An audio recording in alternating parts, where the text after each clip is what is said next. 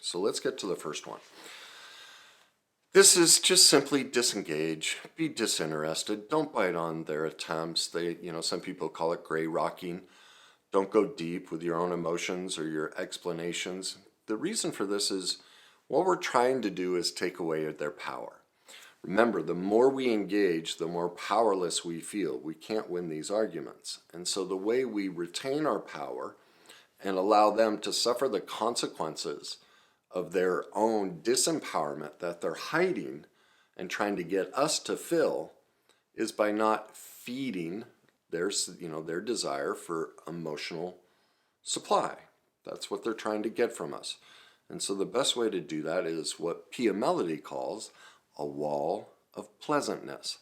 So what is that exactly? Well, think of it this way. Say your narcissist came in and made some sort of accusation just to stir you up and kind of get their supply going. A simple wall of pleasantness reply would be, sounds like you have big feelings about that. I'm sure you'll work it out. Do you see how there's no yelling and screaming? There's no caving into it. It's what's called maturity and moderation. It's a very disengaged, disinterested reply, and it places responsibility on the narcissist to figure out the solution to their problem. You're not going to be that solution. Now, this is codependence recovery is really what this is. So this is your first resource. Head over to my website, kennyweiss.net. Go to the resources tab and look for recommended reading. Scroll down and right there, you're going to see her book, Facing Codependence. To me, it's the best outline of how to navigate codependence recovery. And if we're with a narcissist, we struggle with codependence.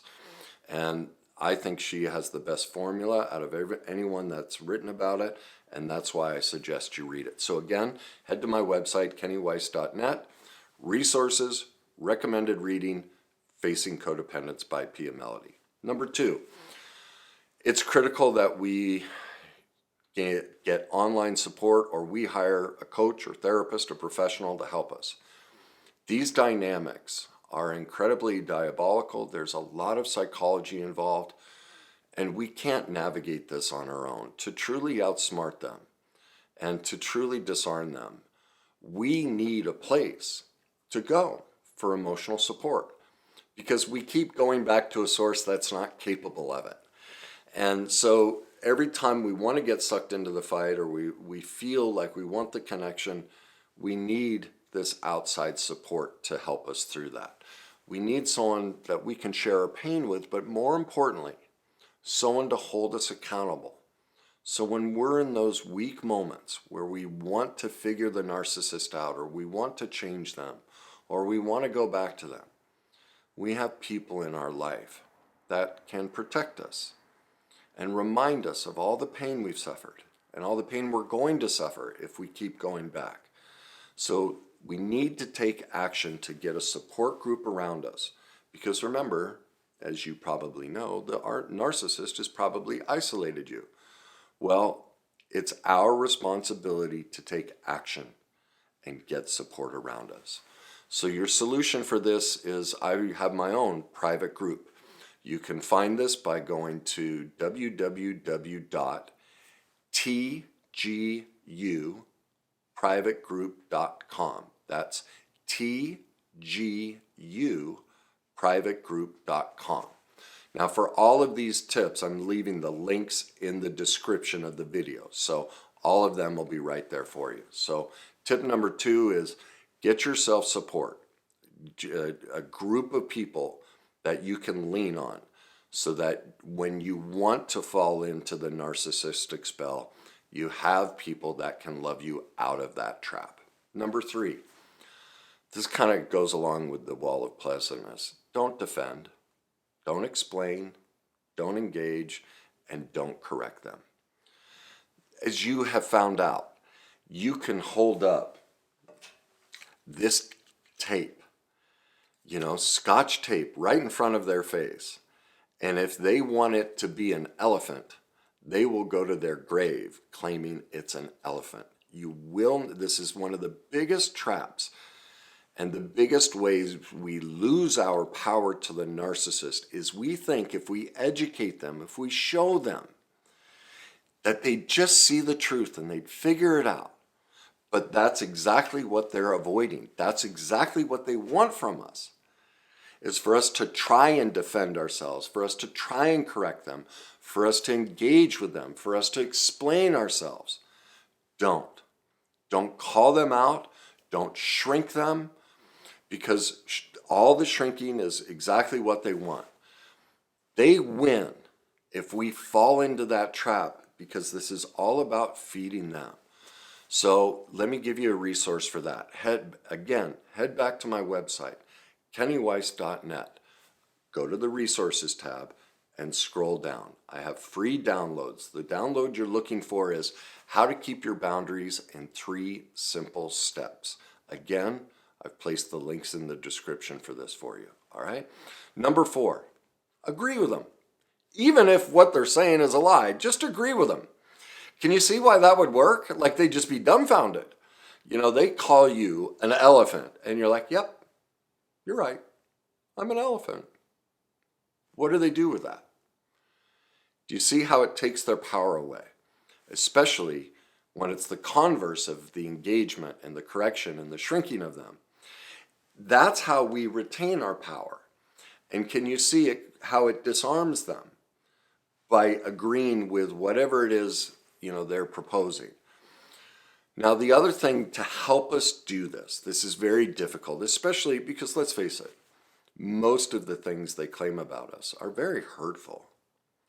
Well, here's what to recognize. Whenever somebody judges, blames, criticizes, hates us in any way, which a narcissist generally does quite a lot, what they don't realize is they are also talking about themselves. It may be true. I might be an elephant. But the only reason they see the elephant in me is because of the elephant inside of them. And so for us, I know this is a lot of people like, God, I don't know that I can just agree with them when they say something so terrible. I have to defend myself. Well, as you know, I'll ask you this. Has it ever worked? Have you ever gotten them to see the truth? Have you ever gotten them to agree to your view of things? In my life experience, it never happened. I could never convince them, no matter how concrete the proof was. And so that's why I had to learn, just agree with them. Now, because like I said, the things they say can be so injurious, I had to become an expert in self-deception and denial and recognize that whenever somebody judges me, blames me, criticizes me, and hates me in any way, they're actually telling me about themselves. And this is really powerful. Really, when your narcissist is being that ugly to you, what you're getting is a deep insight to the internal pain that they're avoiding and projecting onto you. And so this is a skill that a lot of people, don't really have. They get tied up in those words and the emotions that are created. So the solution for this is to head over to my YouTube channel and subscribe to it. There you're going to want to head over to my self-deception and denial playlist. I walk you through how to take somebody's criticism or somebody's blame shifting and see exactly how it relates to them and not you. All the videos in that self-deception denial playlist, by the time you watch that, you're going to realize, wow, agreeing with them isn't that difficult. And now that I know what's really happening here, now that I have this deep insight into them, that's one of the greatest ways you can get your power back, is when you stop getting tied in to all of their dysfunction, all of their lies and deceit, and the ways they attack you.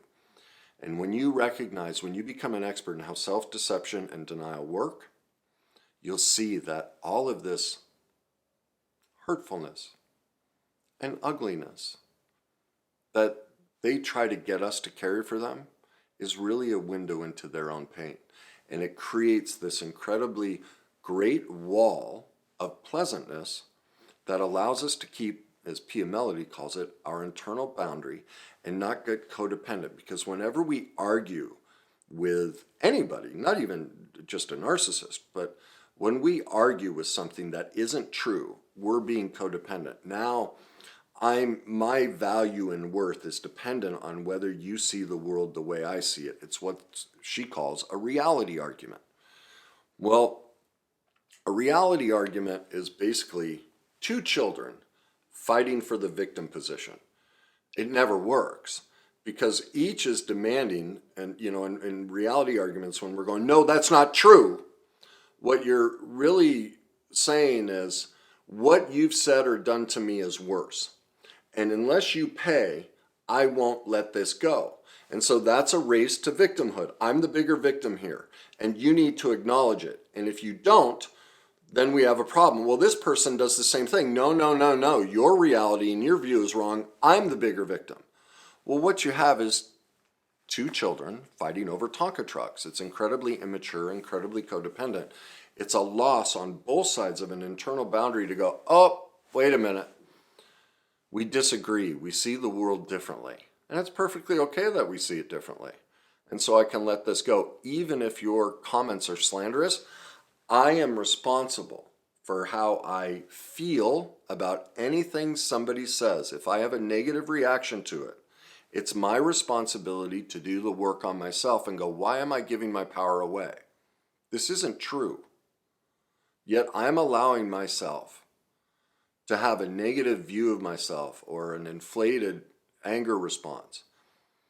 That's about my own unhealed childhood trauma. That's about me. I need to work on that because nobody ever makes me think, feel, or do anything unless I give them the power. And this is how we disarm them. Because as you know, the narcissist dynamic is all about power and control. And so all of these solutions are really about codependence recovery and how we retain our power by keeping our boundaries, by using a wall of pleasantness, by gaining in our knowledge of how the pain from the past is really being triggered by this narcissist, and that if I heal that, they can't affect it. So again, to learn about self-deception and denial, head over to my YouTube channel, subscribe, go to the self-deception and denial playlist, and once again, the links are in the description. Number 5, get into your own life. Show them with your actions, not your words, how insignificant they are. Because let's face it, we're spending most of our time trying to figure them out, or we've gotten rid of our friends, we've gotten rid of our family, we've allowed. I know a lot of people say they made me. No. At each step of the narcissistic drama that we bought into it. We gave in. I know in my first marriage, I went 10 years without seeing or speaking to anyone in my family. And how she chipped away at setting that dynamic up. But in each part of it, I was like, this is wrong. But I was so codependent. I was so underdeveloped emotionally. No one teaches this. I wasn't a bad person, and you're not a bad person either. But I had so much unhealed pain that nobody told us this is how it works, and this is why we're attracted to a narcissist, is because of our own trauma history. It's not because we're some sort of empathic angel who's better and they prey on us. We are easy prey because of our unhealed pain, because of our perfect imperfections. And then when they start playing their tricks, because we haven't, and we aren't to blame for this, society doesn't teach us, but we are responsible for choosing not to learn about relationship dynamics and not to learn about how these things are. But we do fall prey, but that's our responsibility because all along we knew little things didn't sit right with us and we let it happen. And so we slowly gave our life away. We slowly gave our power away. And by getting into our own life and showing through our actions, not our words, it proves that we don't need them. Well, that disarms them because, again, it's all about power and control. And so to do this, it's codependence recovery because just like me, I didn't know what my needs and wants were. I didn't know how to protect myself. I didn't know how to pursue anything. When I finally got into recovery, I remember my counselor asked me to put together a list of needs and wants. I had one thing on the list: golf. The only interest I had in my life when I left that marriage were sports. That's it. I had no outside interests. Over the years, I've had to develop a laundry list of things to meet my needs and wants. I had to learn what they are. I had to investigate and try different things until I realized, oh, I like that. That fits my need, not theirs. Okay? Now, how do we do that? Well, I'm going to suggest another video for you. Head over to my YouTube channel again, subscribe to the channel, go to my Codependence playlist, and underneath that, you're going to see a video right at the top, says Codependence Recovery, how to ask for your needs and wants. This gives you the process to figure yours out, because you've been giving yourself away trying to get this person to engage with you and giving up family, friends, all these different things and sacrificing them. And so we have to do the work to discover, wow, what is it I really need and want? How do I pursue my own joy and quit putting so much responsibility that the narcissist fill the hole that's within me? Because empaths don't like to hear this, but empaths have a deep hole of insecurity, and they don't know how to meet their needs and wants. And that's why they fall prey to this.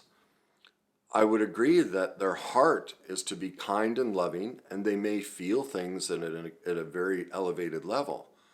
But they only end up with a narcissist because of their own unhealed trauma and pain. And what they miss is when they take the position, well, I'm an empath, I was attacked.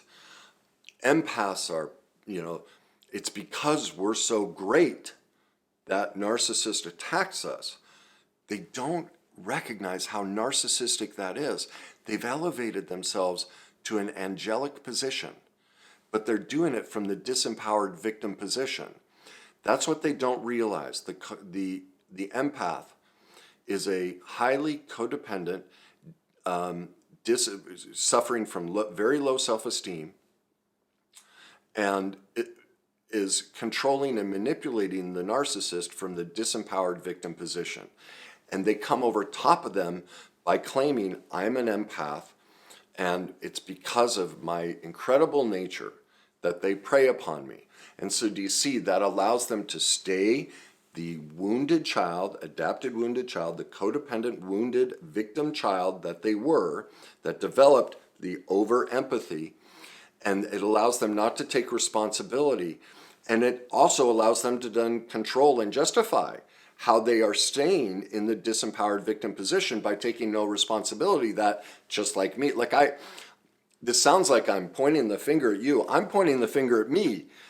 I had to learn this is what we do. When we fall prey to a narcissist, we are a codependent, struggling with very low self-esteem, who manipulates and controls from the disempowered victim position. It's what we do. Now that's a very tough truth to accept. That's why I'm asking you to look at the self-deception and denial playlist, because when you watch that and you see, oh my God, it's true. As empaths, and giving ourselves away and not having our own needs and wants and allowing ourselves to be sequestered and mistreated in this way, all along the way, we said yes to little things we knew were wrong. And we need to take responsibility for that. And so one of the ways to start learning how to do that is we have to start pursuing our own needs and wants, and without getting anything from somebody else in return. And that's why you go to my Codependence playlist, and right at the top you watch the video titled Codependence Recovery, How to Ask for Your Needs and Wants. The links are in the description. Number 6, mirror their behavior and act just like them. Now this can be tricky because you see what you have to do that. I mean, look, I've done it. It can be kind of fun. Well, for me at least. I don't know what your experience would be, but for me it was fun for about 24 to 48 hours to trick them and think and act like them. The problem was I started to feel like them. I started to feel self-loathing, self-hatred. My conscience got to me, the guilt and shame of this is not who I want to be. I don't like treating people this way. It boomeranged back on me really hard. And I don't want to live with myself that way. And so you have to be incredibly careful because you can gain so much power from this, but it's manipulative, it's covert, and this is how, you can become a dual narcissistic relationship because now you're just, a trained monkey doing what the monkey's doing, right?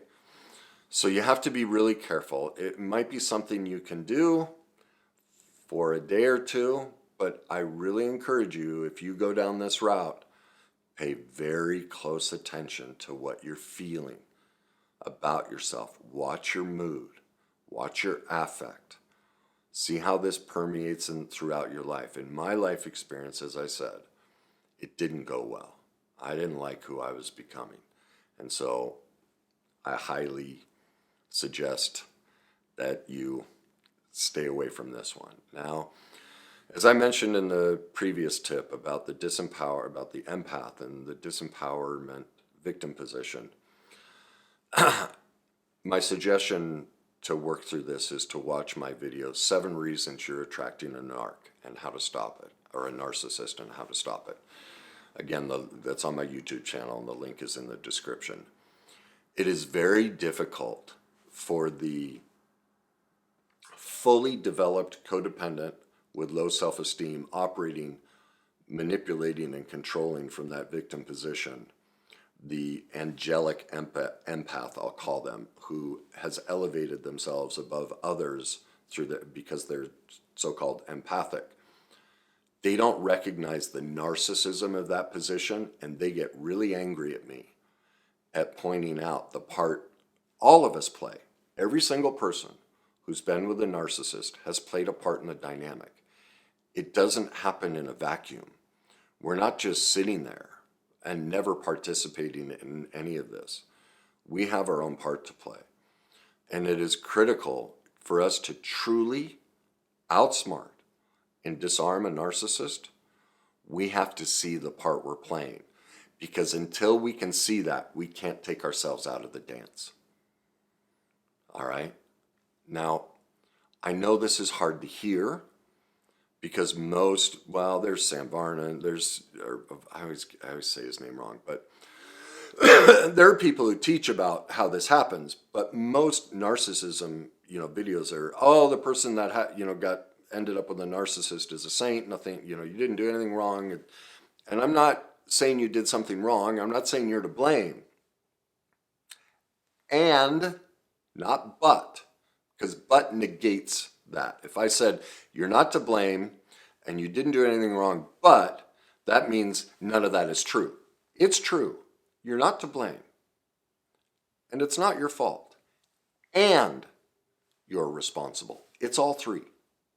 It's all three. We are always responsible for our thoughts, feelings, and actions. Nobody makes us do anything. Even with a gun to our head, we still have a choice. Do I follow them or go against their direction? There may be a consequence. There's a consequence either direction. If I don't listen to them, they might shoot me. If I do listen to them, I shoot myself because now I've given into their power. Now it might be a life-saving choice in that moment. You may decide that's the best thing. It might be the best way to get out from the situation, but you still made the choice. You're still responsible for that.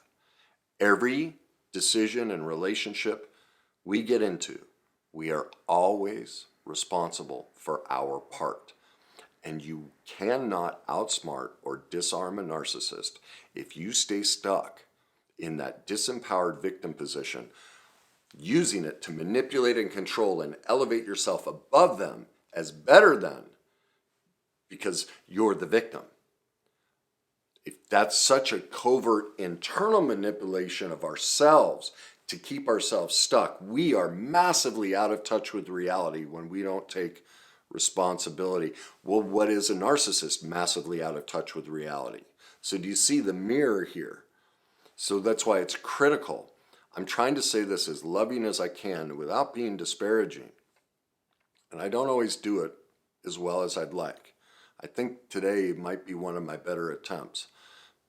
But I'm trying to let you know, if you hold on to this position, that you didn't play any part in it and you're just purely a victim and you don't share any responsibility,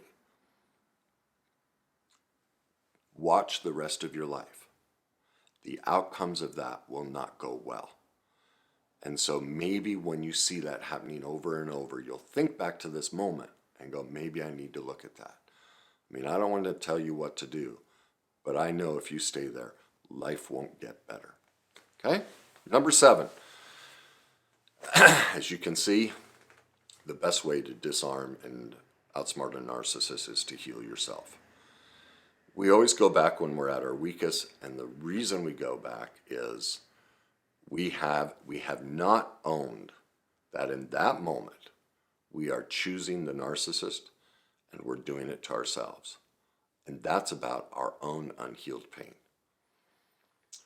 We are reliving the unhealed trauma from our childhood because that's what creates the attraction to these narcissists. You will not end up in a dysfunctional relationship as severe as one with a narcissist if there was not severe dysfunction in your childhood. Our adult relationships mirror our childhood relationships, the emotional content of them.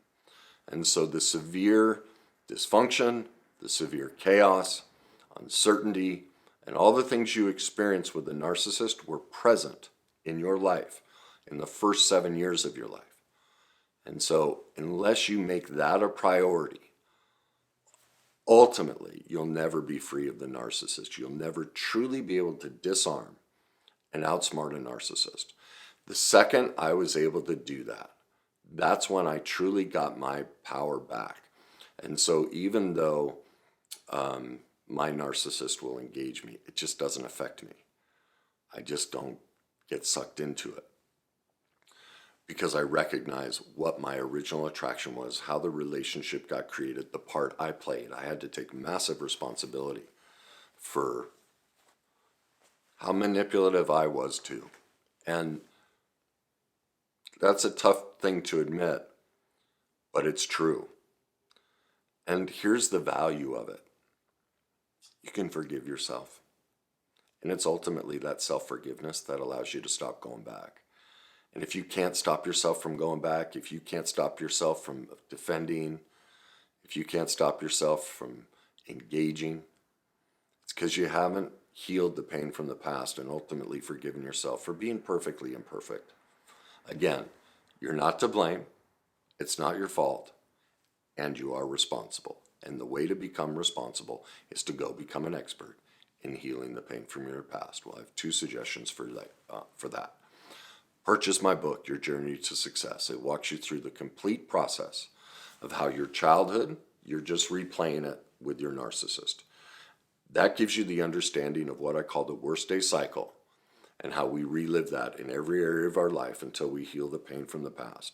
And then number 2, sign up for my complete Emotional Mastery Method masterclasses. It's only $47 a month and it walks you through the complete healing journey so you can do all of these things with ease, with comfort. You can take ownership of the part you played, forgive yourself, let yourself off the hook, release the codependent need to be, stay attached to them, defend yourself appropriately, discover what your needs and wants are, and heal yourself. Now, again, the links are in the description. And finally, number 8, just don't do it. It'll never work if you try and become a narcissist. That's the other one that people will try and do is, I've seen that advocated. I've advocated it before, is do everything they do, which kind of goes in line with mirror their behavior. Look at the choice you're making. you're watching this video because you're miserable. And you're posting comments about how awful this person was and all the horrific damage they did to you. And then you're going to go become one. Like, do you see the choice you're making, the responsibility that you're taking on of, I'm going to go after them just the way they went after me? Well, if you dislike their treatment of you so much, why would you become them? I'll let you think about that and decide, is that truly who you want to be? I know for me that didn't work. If you don't want that life, and if you don't want to feel that way about yourself, then I encourage you, pick up Pia Melody's Facing Codependence. Join my private group at tguprivategroup.com. Download my free download, How to Keep Your Boundaries in 3 Simple Steps. Watch my self-deception and denial playlist. Watch my video, Codependence Recovery, How to Ask for Your Needs and Wants. Check out my video, 7 Reasons You're Attracting a Narcissist and How to Stop It. Pick up a copy of my book, Your Journey to Success. Enroll in my masterclasses, The Complete Emotional Mastery Method. Choose to give yourself your power back, heal the pain from the past, disengage, disarm, and outsmart the narcissist by recovering, making recovery the single most important thing in your life. So there you go. Enjoy the journey.